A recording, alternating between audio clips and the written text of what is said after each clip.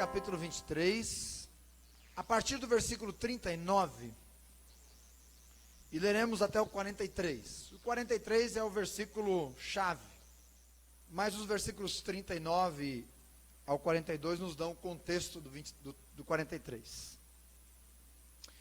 Diz assim a palavra de Deus: E um dos malfeitores que estavam pendurados blasfemava dele, dizendo: Tu és o Cristo? Salva-te a ti mesmo e a nós. Porém respondeu o outro e repreendia-o, dizendo: Tu nem ainda temes a Deus, estando na mesma condenação?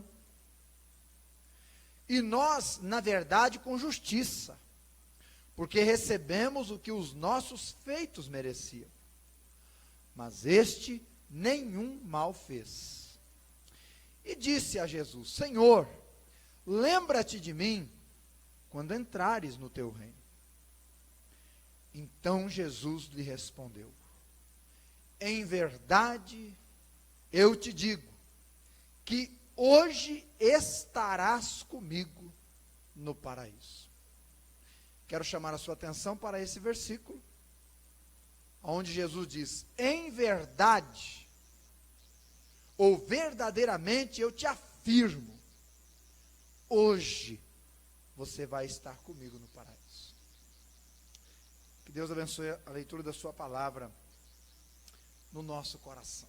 E, Deus me permitindo, quero compartilhar com os irmãos, irmãs e todos que vão nos ouvir e assistir, seja aqui, ouvindo ou pela internet depois, verdades gloriosas de uma solene promessa de Jesus. Então você tem aí, no versículo 43, uma promessa de Jesus a um malfeitor. E Jesus promete a ele: hoje você vai estar comigo no paraíso. Meus irmãos, as Escrituras nos demonstram que Jesus foi duramente castigado no final da sua vida terrena. E depois de castigado, depois de açoitado, depois de desprezado, depois de rejeitado, ele foi sentenciado, carregou a sua cruz e finalmente ele foi crucificado. E crucificado entre dois ladrões, ou dois malfeitores. Eu queria te fazer uma pergunta. Você já parou para pensar por que Jesus foi crucificado entre dois ladrões? Por que ser crucificado entre dois malfeitores? Por quê? Já parou para pensar nisso?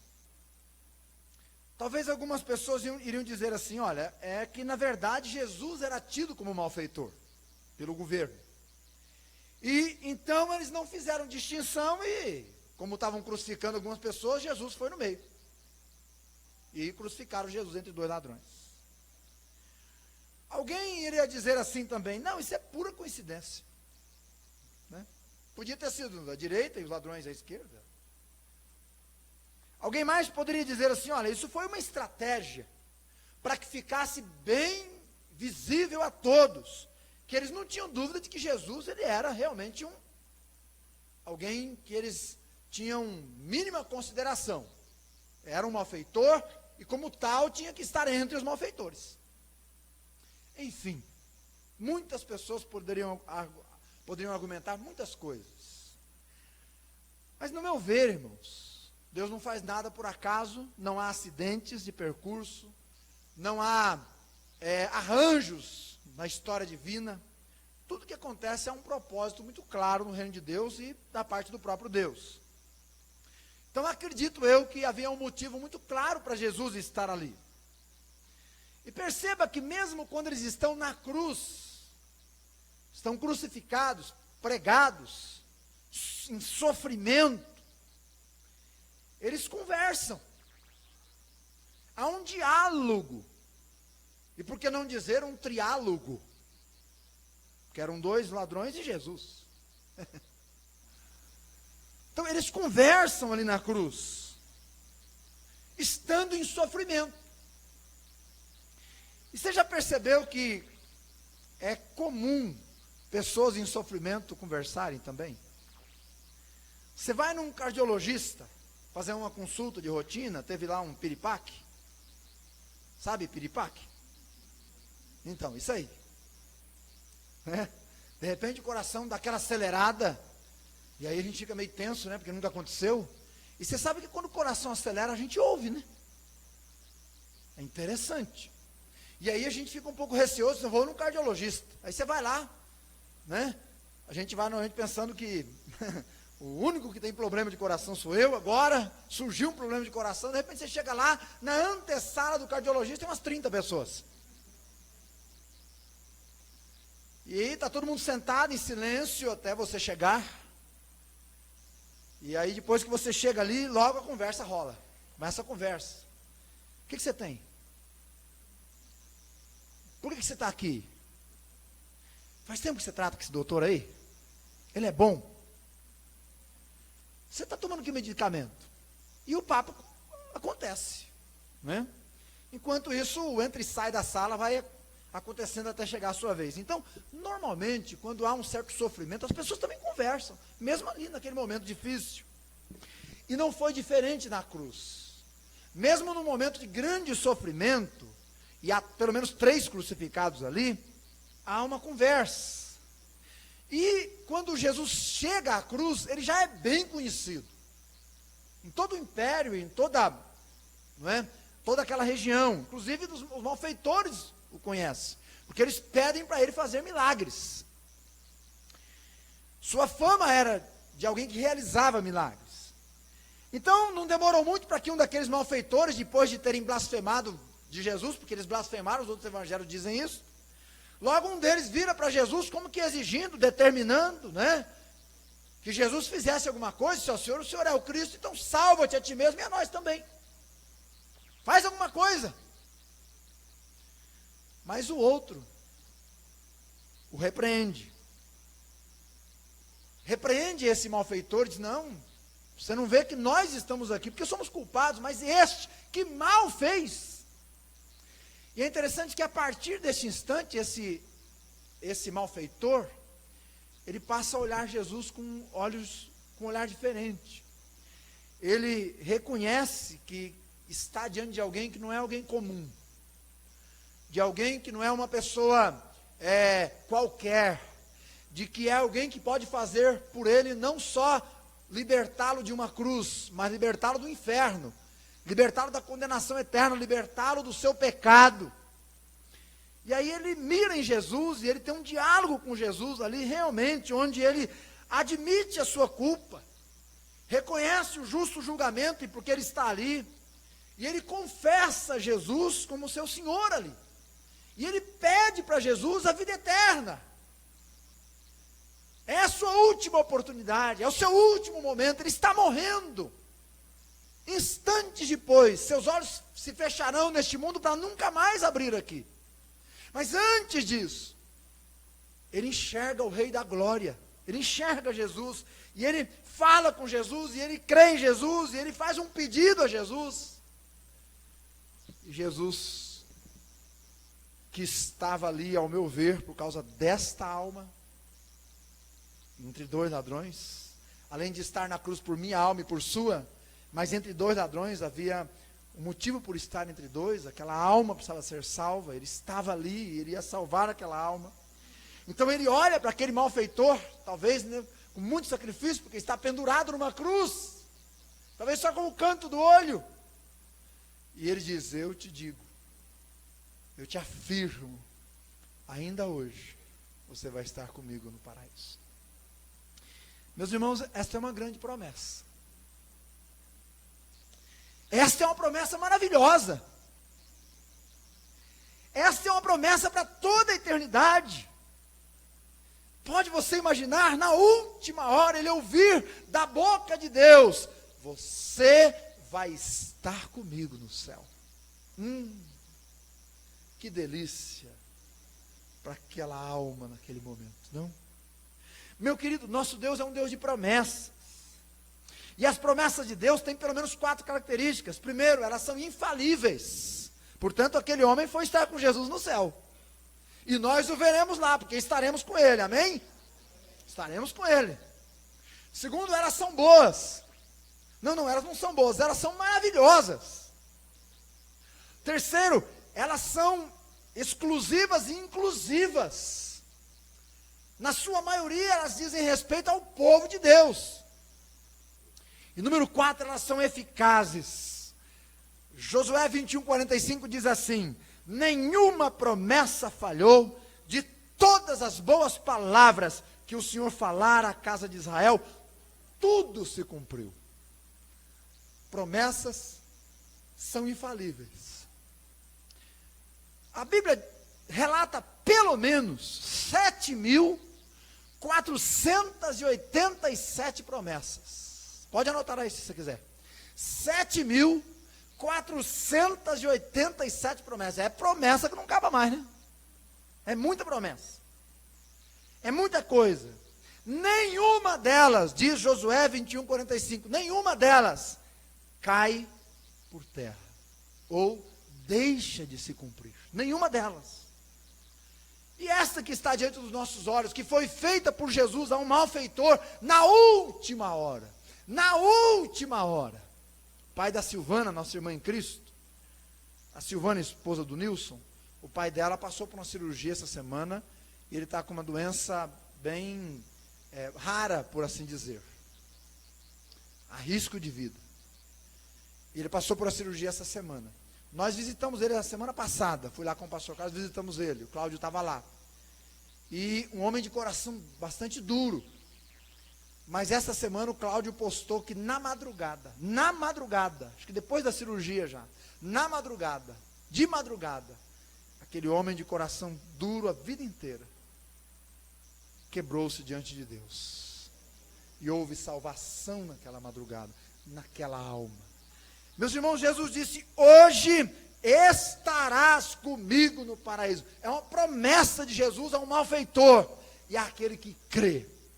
E desta promessa eu quero destacar para o nosso elevo espiritual, conhecimento e crescimento, 4 verdades que são solenes, portentosas, por assim dizer, especiais. 4 promessas, que você pode inclusive anotar na sua Bíblia aí para não esquecer mais. Não é? Desta promessa, 4 verdades, melhor dizendo. Desta promessa, 4 verdades. Primeira verdade: qualquer pecador, de acordo com este versículo, pode ser salvo. Escute o que eu estou te dizendo. Qualquer pecador. Veja que o verso diz assim: Jesus disse ao malfeitor, eu te digo. Jesus disse a quem? Ao malfeitor, a um crucificado, alguém sentenciado, um pária da sociedade, mas que na última hora creu. E Jesus diz a ele: eu te digo, você vai estar comigo no paraíso. Então, qualquer pecador pode ser salvo, qualquer pessoa. Jesus estava falando com um ladrão, um malfeitor. Meus irmãos, sabe-se lá quantas viúvas ele deixou com seus assassinatos, se ele foi um assassino? Sabe-se lá quantos órfãos ele deixou?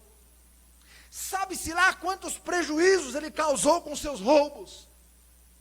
Sabe-se lá quantos jovens ele desencaminhou com o seu mau exemplo? Era um malfeitor. Mas a este malfeitor arrependido que creu, Jesus disse: hoje você vai estar comigo no paraíso. Sabe, aquela pessoa que se converte com os seus 60 anos e viveu uma vida que foi um lixo. E aí alguém diz assim: o camarada pintou e bordou a vida inteira e agora vem dizer que é salvo. Conhece essa linguagem? Bom, nós estamos diante de um homem aí que pintou e bordou a vida inteira. Foi um malfeitor, mas na última hora creu de todo o coração.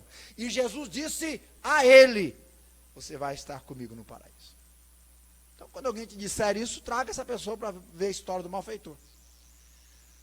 Jesus falou com ele, Jesus o ouviu, Jesus o atendeu e Jesus o salvou. Jesus estava na cruz por causa dele, como estava lá por minha causa e por sua causa. Porque qualquer pecador pecador pode ser salvo, irmãos? Durante o ministério de Jesus, nós podemos ver que pessoas de qualquer condição social e intelectual foram salvas. Em Mateus 11,5 é dito: os cegos vêm, os coxos andam, os leprosos são limpos, os surdos ouvem, os mortos são ressuscitados, aos pobres é anunciado o evangelho do reino. O evangelho foi anunciado a grandes e pequenos. Portanto, qualquer pecador, de qualquer condição intelectual ou social, pode ser salvo. Qualquer pecador de qualquer placa religiosa, ou política, ou filosófica, pode ser salvo. Jesus curou os samaritanos e salvou os samaritanos. Jesus curou os cirofenícios e salvou os cirofenícios. Jesus salvou publicanos, fariseus, sacerdotes. Porque de qualquer placa denominacional alguém pode ser salvo. Deus falou ao coração da minha avó aos 54 anos dentro de um templo católico.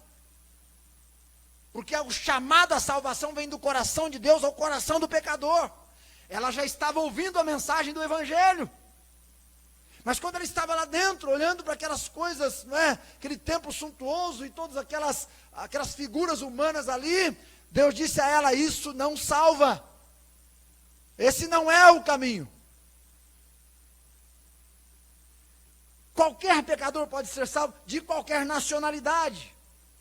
Deus não faz acepção de pessoas. Ele salvou e salva pessoas de muitas nações. Alguém disse para mim essa semana que a Coreia do Norte é a comunista, do Sul é que não é? É isso? A Coreia do Sul hoje é um país quase que inteiro evangélico. Mas a Coreia, se você for na Coreia, às 5 horas da manhã você vai ver um grande movimento nas ruas do país. Porque as pessoas se movimentam na madrugada para ir aos templos orar às 5 horas da manhã. Eles começam o dia no templo. E depois do templo é que eles vão trabalhar. E Deus está salvando, salvando, salvando. Eu estive no Amazonas pregando e eu fiquei um pouco decepcionado com o trabalho missionário nosso com os ribeirinhos. Ao mesmo tempo eu fiquei muito animado de ver um monte de coreano, pregando aos ribeirinhos. E aí as pessoas estavam dizendo para nós lá: olha, hoje o trabalho missionário entre os ribeirinhos está sendo feito fortemente pelos coreanos. Os caras saem lá do outro lado do mundo para vir pregar no nosso país, para fazer aquilo que eu e você, nós devíamos estar fazendo. Mas Deus salva, levanta, transforma e usa para a glória dele. Qualquer pecador pode ser salvo. Gente de qualquer situação moral. Zaqueu era conhecido como desonesto, mas Jesus foi na casa de Zaqueu. E Jesus salvou Zaqueu, e Jesus usou Zaqueu. Jesus foi na casa de um fariseu e tinha lá uma mulher pecadora, que ungiu o Senhor. Mas ele não a rejeitou, ele salvou aquela mulher pecadora. Ele mesmo disse que muitos publicanos e pecadores entrarão no reino, enquanto escribas, fariseus e sacerdotes ficaram de fora. Porque não é a placa que salva, mas é a fé em Cristo Jesus como Salvador. O malfeitor da cruz pertencia ao mais baixo nível moral possível e de violência. Entretanto, foi salvo. Porque, de acordo com esse versículo, qualquer pecador de qualquer situação pode ser salvo. Você conhece a Cracolândia em São Paulo, pela televisão, pelo menos, né? Alguns anos atrás, alguém estava pregando lá, fazendo um trabalho de evangelismo. Quando eu andar pela Cracolândia, numa rua muito suja, com muitas pessoas, muita fumaça, havia um senhor magrinho, pequeno, lá, vencido pela bebida, vencido pela droga, escravo do crack, sozinho naquele canto. Então aquela pessoa parou ali, deu atenção àquele homem, ouviu a sua história, estendeu-lhe a mão e pregou-lhe o evangelho. Para a honra e glória do Senhor, aquele homem ouviu a palavra. Ele já havia perdido a família, estava sendo destruído pelas drogas na sua saúde, mas Deus tinha um propósito na vida daquele homem, e Deus o tirou daquela rua, e Deus o tirou daquele mundo perdido, e Deus o salvou, Deus o limpou, Deus o justificou. Deus restituiu inclusive a ele a sua própria família. E não só restituiu a própria família, mas deu a ele um ministério de evangelista. E este irmão hoje trabalha aqui em Campinas, veio recentemente aqui no escritório, tornou-se um parceiro nosso no curso Vida Após a Morte, porque hoje ele é missionário capelão dentro da penitenciária em Mogi Guaçu, aqui no presídio feminino de Campinas, e em Jundiaí, é o nosso irmão Satiro. Mas era um perdido, um qualquer pecador, que a graça de Deus alcançou. Hoje estarás comigo no paraíso. Querido, Deus alcança qualquer pecador que você puder imaginar. Muito além do que você pode até crer. Talvez você vai olhar para certas pessoas e dizer, não, eu não posso crer que uma pessoa dessa pode ser salva. Talvez você não possa crer, mas o amor de Deus pode alcançar.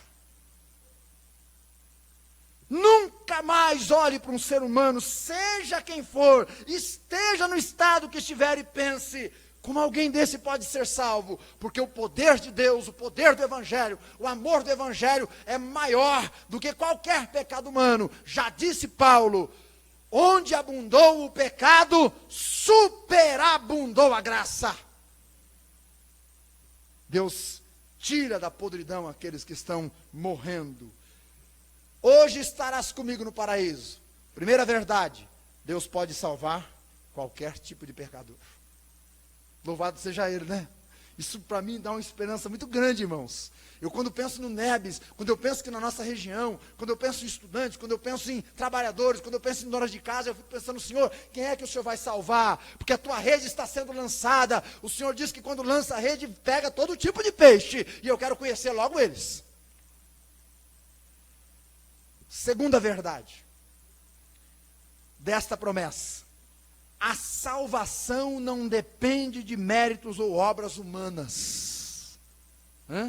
A salvação não depende de méritos e nem de obras humanas.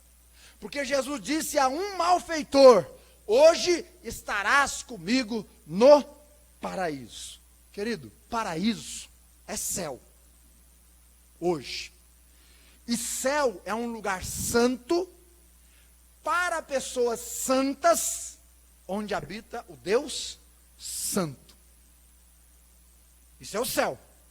Um lugar santo para pessoas santas, onde habita o Deus santo. Então como é que aquele imundo pecador podia ir para o céu? Como um imundo pecador poderia chegar ao céu? Talvez você se considere tão imundo que tem pensado que para você não é mais a oportunidade. Você já fez tantas coisas erradas.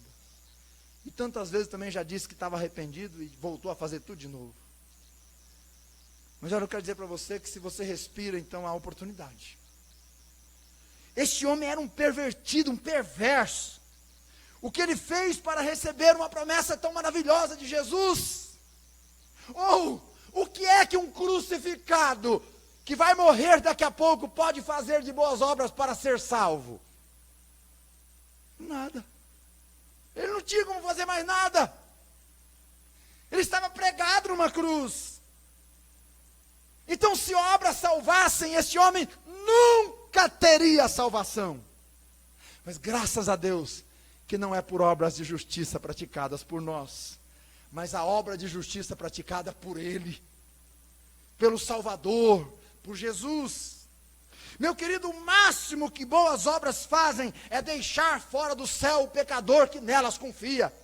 O máximo é deixar fora aquele que, ao invés de confiar em Jesus, confia nas boas obras que faz. Meu querido irmão e irmã, homem nenhum pode salvar-se por seu valor pessoal ou virtudes. Até porque, eis o que a Bíblia diz: que é o homem mortal para que dele te lembres, ou o filho do homem para que o visites. E como diz Isaías, nossas obras são como trapos de imundícia. E quantos homens no Antigo Testamento não ousavam olhar para o Senhor, porque olhando para si se enxergavam imundos. Nenhum mérito, nenhuma boa obra, nenhuma atitude, nenhuma boa ação pode salvar ou ajudar na salvação de qualquer alma. Aquele malfeitor estava crucificado, ele não podia fazer mais nada. Nenhum mérito possuía a pecadora e Maria Madalena, da qual Jesus expulsou 7 demônios, nem os malfeitores. Entretanto, Jesus os salvou assim mesmo. Assim mesmo. Mas e quando o pecador é virtuoso? Meus irmãos, mesmo quando o pecador é virtuoso, e muitos o são. Gente, tem muito pecador aí, entre aspas, virtuoso, viu? Ó, cheio de virtude. E eu quero dizer para você também que tem muito pecador cheio de virtude queimando no fogo do inferno. Porque confiou tanto nas suas virtudes que não enxergou Jesus, nem o que ele fez. Confiou só em si mesmo. Só em si mesmo. E ainda que façam boas obras, essas não podem salvá-lo. O eunuco de Cândace era religioso, saiu da Etiópia para buscar Deus lá em Jerusalém, mas só foi salvo após ouvir a palavra e crer em Jesus. Cornélio, diz a Bíblia que era um centurião de Cesareia, homem piedoso, temente a Deus, fazia esmolas ao povo, mas só foi salvo quando Pedro lhe pregou Jesus, ele se arrependeu e creu em Jesus. Lídia era uma mulher devotada e temente a Deus, mas só foi salva por Jesus quando Paulo apresentou Jesus a ela. Há muitas pessoas boas e boas pessoas no inferno, porque pensaram que não precisavam de Jesus, confiaram em si mesmas, e hoje sabem que não puderam ser salvas por suas boas obras. O que é que Deus manda fazer para ser salvo? É tão simples, gente. Marcos 1,15. Ele diz: arrependei-vos, arrependam-se dos vossos pecados, arrependa-se do seu pecado de desobediência e rebelião contra Deus. Atos 16, 30, 31, crê em Jesus e será salvo, arrependa-se e creia. Tão simples e tão difícil ao mesmo tempo, não é? E por que ele manda fazer isto? Porque desde Adão todos pecaram. Meus irmãos, nós não somos pequenos pecadores, não. Não. Nós somos grandes pecadores diante de Deus. Grandes. Por isso que foi necessário um grande sacrifício para purificar grandes pecadores. Todos nós nascemos separados de Deus, longe de Deus, mortos em delitos e pecados. A única oportunidade que temos de ser restaurados por Deus, salvos por Deus, é nesta vida. Porque depois desta vida só há 2 destinos, céu e inferno. Cristo foi morto para mudar esse rumo da sua vida, para salvar você de você mesmo, do seu pecado, da perdição, para te reconciliar com Deus. Deus determinou salvar apenas os que em Jesus confiarem como seu salvador pessoal. Então, quando aquele ladrão, aquele malfeitor olhou para Jesus, Jesus salvou aquele homem e disse: eu te digo, hoje você vai estar comigo no paraíso. Lembre-se então, primeiro, qualquer pecador pode ser salvo, de qualquer situação em que ele estiver. Terceiro lugar, terceira verdade dessa promessa. Eu disse que são 4, vamos à terceira. Não há, escute bem, abra bem teus ouvidos. Não há um lugar intermediário entre terra e céu. Não há. Não há lugar intermediário entre terra e céu. Jesus disse para ele: hoje estarás comigo no purgatório. Disse isso? Não. O que Jesus disse? Hoje estarás comigo no paraíso. Não há lugar intermediário. Não há lugar intermediário. Você viu algum lugar intermediário aí? Não, mas por que não há? A doutrina do purgatório, que ensina que depois desta vida há uma segunda fase, que é chamada de fase de purificação.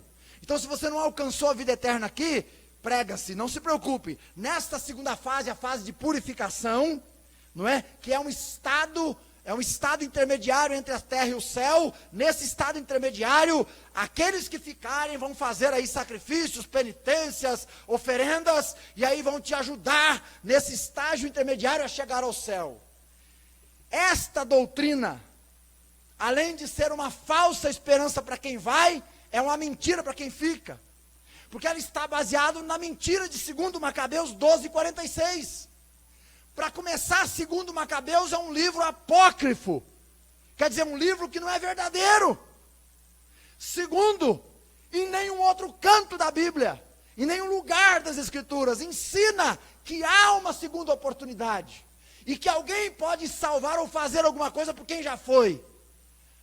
Não há estado intermediário. Então, não há lugar intermediário de purificação de pecado. Guarde bem isso no seu coração. Segundo, a doutrina da reencarnação. A doutrina da reencarnação é outra inverdade, que está sendo amplamente difundida. E ela ensina o quê? A pluralidade de existências. Olha, se você não alcançou a vida eterna nessa vida, não tem problema, você vai voltar e vai ter uma outra chance. Se não alcançar, você volta de novo. E vai voltando, nunca vai, só vai voltando. E vai voltando, e vai voltando. E, gente, se fosse isso, a pessoa não ia para lugar nenhum, porque ela só ia voltar eternamente. Porque por si mesmo, ninguém alcançaria a eternidade. Mas o livro dos Espíritos registra a conversa que trata desse assunto, onde o codificador ou intérprete dos Espíritos pergunta ao Espírito e diz assim: a alma passa então por muitas existências corporais? E o Espírito responde firmemente: sim, todas as pessoas têm várias vidas.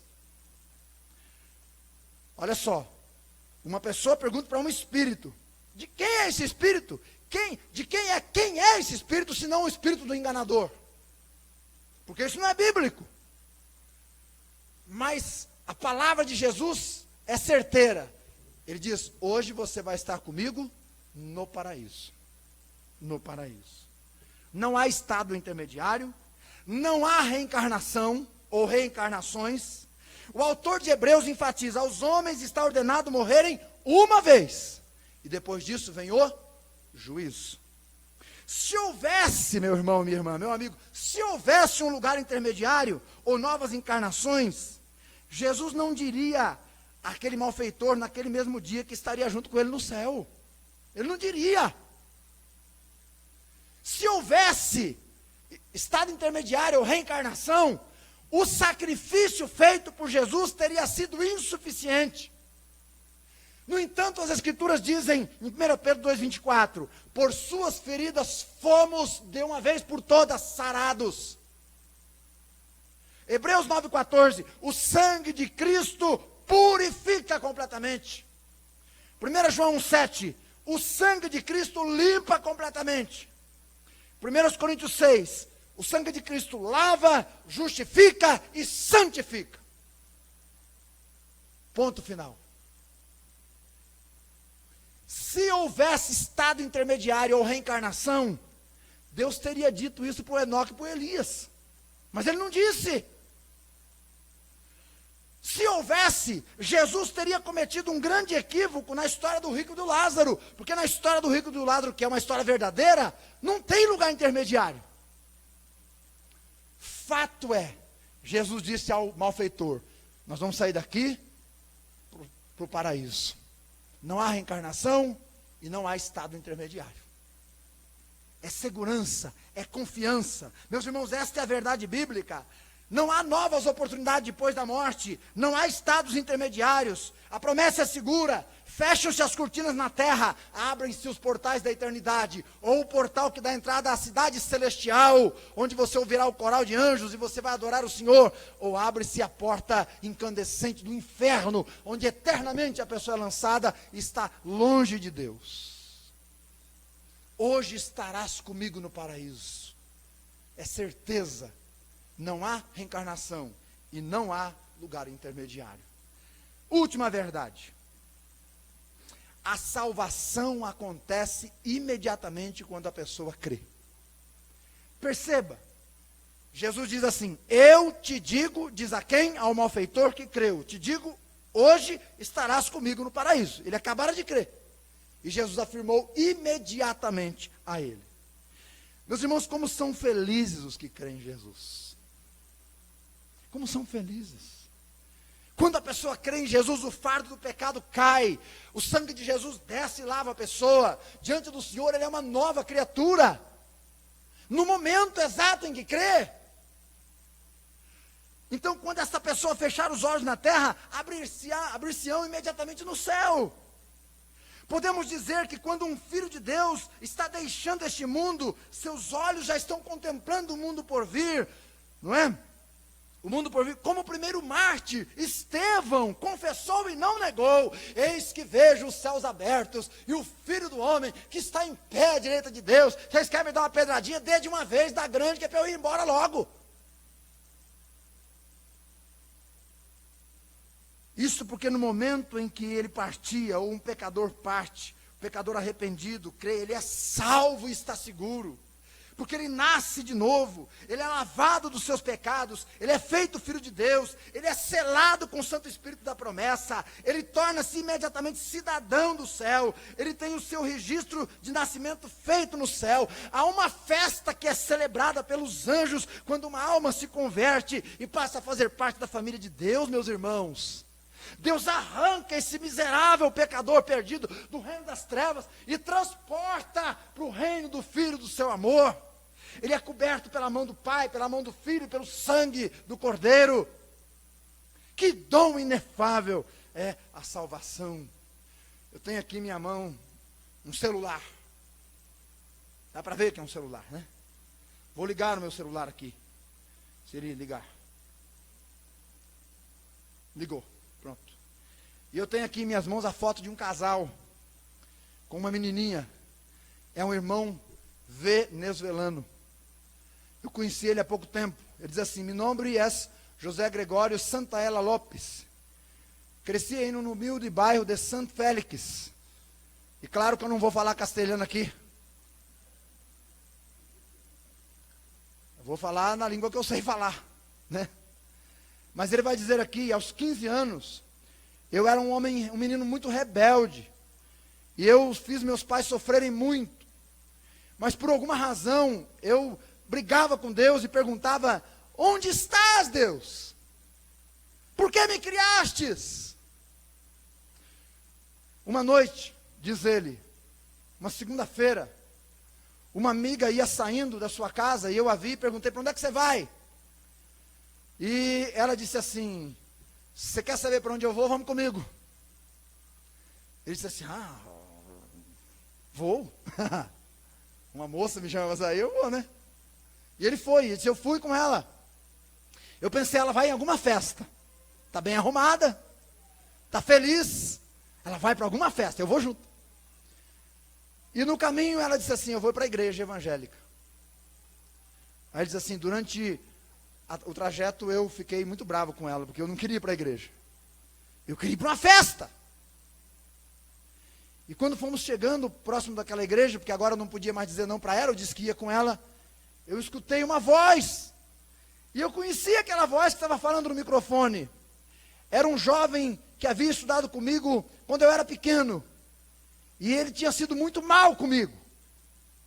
E eu não gostava dele. Mas naquela noite ele estava dirigindo o culto. Então eu entrei no culto. E eu assentei lá naquele banco. E eu fiquei olhando aquele moço que eu não gostava dele, que era malvado na escola. Agora ele estava dirigindo um culto. E eu fiquei admirado como Deus converteu ele. E na medida que o culto foi acontecendo, eu fiquei admirando a vida daquele moço. E Deus começou a falar ao meu coração. E dizer: Santaella, o que eu fiz com ele eu também posso fazer com a sua vida. Você não perguntou onde eu estava? Eu estou aqui. E eu quero estar dentro do seu coração. E eu quero mudar a sua vida. E naquela noite, quando o pregador começou a pregar, eu fui entendendo quanto eu era pecador perdido, quanto eu necessitava do amor de Cristo. e quanto eu poderia experimentar a liberdade que Cristo ia operar naquela noite. Então eu criei de todo o meu coração e uma carga pesada caiu dos meus ombros. Eu fui regenerado. Desde aquele momento Deus transformou a minha vida. Naquela noite mesmo eu recebi o chamado de Deus para consagrar-me a servir ao Senhor. E nasceu no meu coração um amor pela sua palavra. Eu me apaixonei pelo Senhor. E eu me apaixonei pela história de Paulo. E eu comecei a estudar a vida de Paulo. E Deus me chamou para o ministério. E hoje eu sou um missionário na Venezuela. Eu sou um missionário na Venezuela. Porque a salvação, meus irmãos, às vezes é imediata. Quando a pessoa crê, mesmo que o inimigo de outrora esteja no púlpito transformado, Deus vai usar aquilo para falar ao coração da pessoa. Que dom inefável é a salvação, meus irmãos. Que maravilhosa segurança possuem os que Jesus confiam. E que vida deliciosa tem aqueles que andam com Ele. Que doce vida vivem os que são salvos por Cristo Jesus. Não há mais dúvida sobre o destino eterno. Não há mais medo do porvir. Por isso, João diz no Apocalipse: bem-aventurados os que lavaram as suas vestiduras do sangue do Cordeiro. Você já lavou a sua vestidura do sangue do Cordeiro? Então você é bem-aventurado, porque você é salvo por Jesus Cristo. E são salvos imediatamente quando creem, e são seguros para sempre, e são feitos filhos de Deus. Eu tinha 21 anos, e eu comecei a orar ao Senhor que eu queria ganhar almas para Cristo. Porque eu vi uns missionários lá na igreja contar da delícia que era levar pessoas a Cristo, e eu ficava falando: Senhor, eu nunca levei ninguém, eu não sei que felicidade é essa. Eu queria experimentar essa felicidade de ver uma pessoa rendendo-se aos pés de Cristo. Será que o Senhor pode usar a minha vida? E aí eu conheci um menino chamado Peterson. Um menino chamado Peterson, na época ele tinha 12 para 13 anos. E aí a gente fez uma amizade, convidamos ele para ir na igreja uma vez, 2 vezes, finalmente ele começou a ir na igreja. Mas eu não queria que ele fosse para a igreja e convertesse na igreja, eu queria que ele convertesse comigo. Porque eu queria levar alguém a Cristo. Então eu disse: eu tenho que oferecer um estudo bíblico para ele. E aí eu ofereci. E eu pensei: bom, na quinta lição tem o primeiro apelo. Depois na sexta tem o segundo. E na sétima, o terceiro, vai passar umas 4 semanas até que o Peterson se renda a Cristo. Eu estava pensando assim. Então marcamos o primeiro dia de estudo. E aí ele chegou para o estudo e eu estava animado. E eu percebi que ele estava animado também. Ele já tinha vindo algumas vezes na igreja. E aí nós começamos o estudo e fizemos a primeira lição, que não tinha apelo. Não era uma lição das mais evangelísticas, mas tinha o plano da salvação, todas elas têm. E quando nós terminamos, irmãos, as 10 perguntas, eu me preparei para orar, eu estava me preparando para orar, o Pedro falou assim: irmão, não me chamou de irmão, obviamente, né? Força de expressão, ele falou assim: Luciano, eu entendi. Eu disse: entendeu o quê? Entendi que eu preciso ser salvo por Jesus Cristo, que eu sou um pecador perdido, que se eu morrer hoje eu vou para o inferno, que Jesus morreu na cruz por mim, e que eu preciso crer nele de todo o meu coração. E eu fiquei pensando: meu Deus, quem disse isso para ele? E o Peterson entregou sua vida para Jesus ali, irmãos. Que transformação teve aquele garoto. Não demorou muito tempo, ele mudou-se. Ele morava com a mãe, com a avó. E eles mudaram para Apucarana, que fica a 32 quilômetros de Marilândia. E o Peterson vinha aos fins de semana para Marilândia, só para vir nos cultos. E daí, na segunda-feira de manhãzinha, ele ia embora. E quando completou 15 anos, o Peterson morreu. Ele tinha epilepsia. E numa dessas crises ele morreu. Mas Deus me deu a alegria de ver aquele menino ser transformado pelo sangue de Jesus Cristo. Como pode dar a você a alegria de ser transformado por Jesus hoje? Porque se você crer, você vai ser salvo. Como pode usar você, irmão, você, irmã, para abrir a porta da sua casa e ser um lar onde as pessoas vão chegar, ouvir de Jesus e serem transformadas imediatamente por Ele. Olha, você só vai saber essa alegria o dia que você for usado por Deus para pregar a palavra a alguém e você ver isso. Isso não tem preço. É algo que explode dentro do coração da gente, de gozo. de você ver uma pessoa perdida vir para a luz. Elas vão carregar o selo de Deus. São salvas, santificadas e tornam-se servas. Quero terminar a mensagem. Que verdades maravilhosas vêm dessa promessa de Jesus, não? Tão simples uma promessa. Hoje você vai estar comigo no paraíso. E ela indica 4 verdades. Primeira, qualquer pecador pode ser salvo. Escute bem, qualquer pecador pode ser salvo. Segunda, esta salvação, vida eterna, não depende de boas obras de ninguém, só da obra de Jesus Cristo. Terceira, não há lugar intermediário entre terra e o céu, e nem reencarnação. Quem creu, fechou os olhos no mundo, abre na presença do Altíssimo. E última verdade, a salvação é imediata. Quando a pessoa entendeu o Evangelho e creu de todo o coração, diz a Bíblia, é salva por Jesus Cristo. Portanto, há esperança para qualquer um neste lugar hoje à noite, qualquer um que nos ouvir, e qualquer pessoa que está ao nosso redor. No entanto, a hora é agora, o momento é oportuno, a oportunidade pode ser única, é hora de decisão. Que fez aquele malfeitor quando estava na última hora da vida ao lado de Jesus? Creu e recebeu a promessa, e já desfruta a presença do Senhor na glória eterna. Você já creu em Jesus? Se não, por que você não dá esse passo de fé e atende o chamado de Deus hoje à noite? E rende a sua vida como aquele homem fez.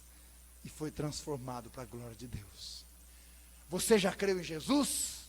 Então confie que o poder dele continua atuando. E espere Deus salvar pequenos e grandes ao seu redor. Espere Deus salvar pessoas usando a sua vida para pregar. Que Ele nos abençoe. Vamos orar. Eu gostaria de convidar você a curvar a sua fronte em oração. Enquanto você está em oração, eu quero te fazer esta pergunta que é muito importante. Você entendeu o que você ouviu? Fez sentido para a sua vida? Enxergar essas promessas maravilhosas? Qual é o seu lugar nessa mensagem hoje à noite?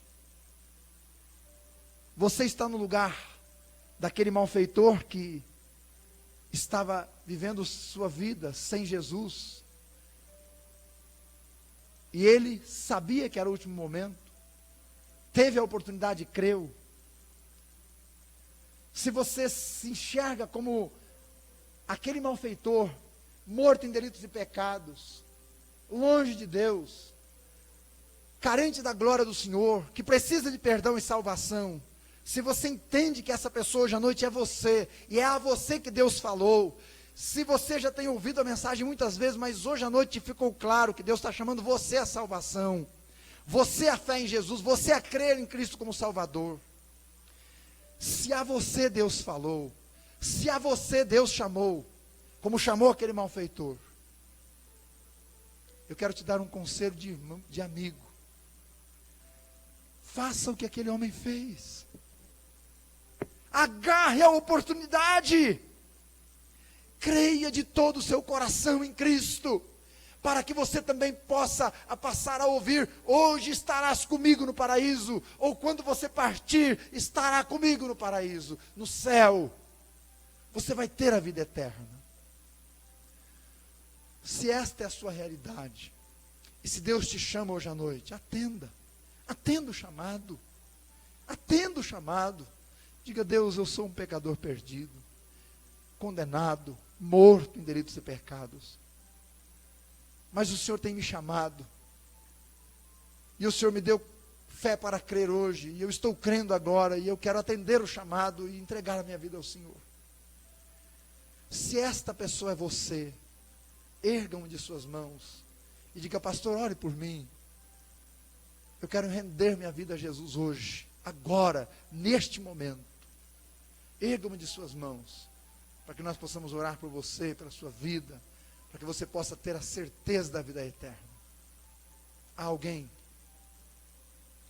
Se há, levante a sua mão. Se você ainda não creu em Jesus como seu Salvador, Se você já creu, Deus seja louvado. Se você não creu, hoje, creia. Alguém?